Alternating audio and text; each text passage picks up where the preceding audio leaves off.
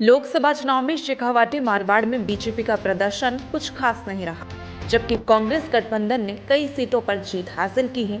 इसी की एक वजह यह है कि आरएलपी गठबंधन के चलते जाटों का एक मुश्त वोट पड़ना भी है।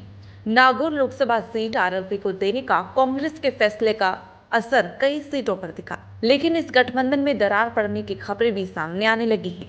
लोकसभा जीतने के बाद में आरएलपी संयोजक हनुमान बेनीवाल ने इंडिया गठबंधन की बैठक में नहीं बुलाए जाने को लेकर नाराजगी जाहिर की थी।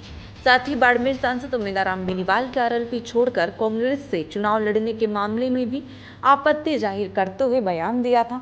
अब कांग्रेस आरएलपी के रिश्तों की अग्नि परीक्षा नागौर जिले की खींवसर विधानसभा सीट पर है, क्योंकि आरएलपी से विधायक बनने के बाद बेनीवाल ने लोकसभा चुनाव भी जीता।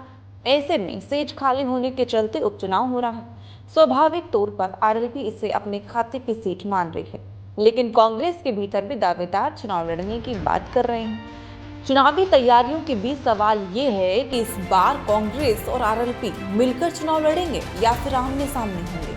आरएलपी ने तैयारी जोरों शोरों से शुरू कर दी है। साथ ही बेनीवाल कह चुके हैं कि मेरा गठबंधन राज्य नहीं बल्कि राष्ट्रीय स्तर पर था।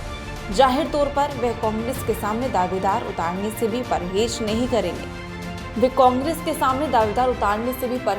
करेंगे। इधर चुनावी तैयारियों के बीच कांग्रेस पार्टी की बैठक में कार्यकर्ताओं का गठबंधन को लेकर विरोध भी जारी है। जैसे ही बैठक शुरू हुई, पार्टी नेता जाकिर हुसैन ने कहा कि हमारी खींवसर विधानसभा सीट पिछले 20 वर्षों से कमजोर है। साथ ही उन्होंने राष्ट्रीय लोकतांत्रिक पार्टी के साथ गठबंधन की बात को भी दरकिनार किया है।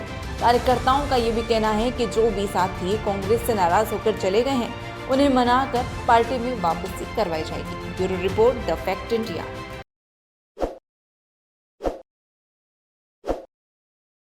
ताज़ा खबरों के लिए विजिट करें द फैक्ट इंडिया की वेबसाइट और डाउनलोड करें द फैक्ट इंडिया ऐप।